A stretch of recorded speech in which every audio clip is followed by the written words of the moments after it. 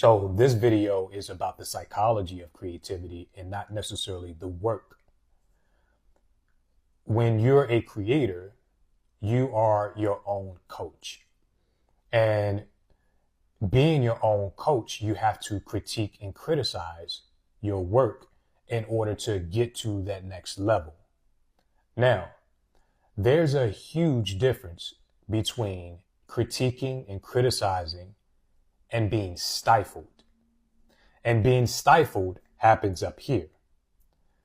And the first thing I always ask a creator when they say, I'm stuck, is when you're feeling unsure of how to move forward, what's your first instinct? And there's three answers that I can give you. Is it that you overanalyze and consider every possible avenue, or you keep refining and adjusting until you get it perfect? Or you doubt yourself and you wonder if you're good enough to continue? Based on one of those three answers, I can immediately identify the mindset of that creator. It's either they are a overthinker, they are a perfectionist, or they're a self-doubter. And when it comes to your creativity, being able to clarify your mindset gives you a defense when your mind starts to work against you. So it doesn't necessarily mean when you have tools and mechanisms to work in your favor that those things and those ideas or those thoughts won't occur.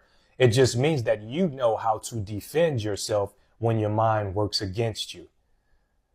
So the first thing that I always make sure is that the creator understands what creativity is. See, creativity is not necessarily about art, music, writing. Creativity is a human nature. So creativity is, true creativity is your ability to process thoughts in a way that creates innovation and fresh insight. It's universal.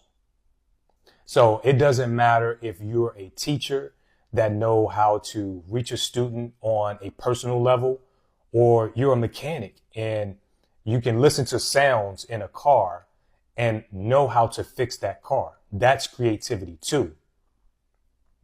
See, creativity is cognitive, not just artistic. So this all means that you as a creator, you have to understand how to separate your work from your thought process. And you need to know how to work on both, because they're two things that work differently.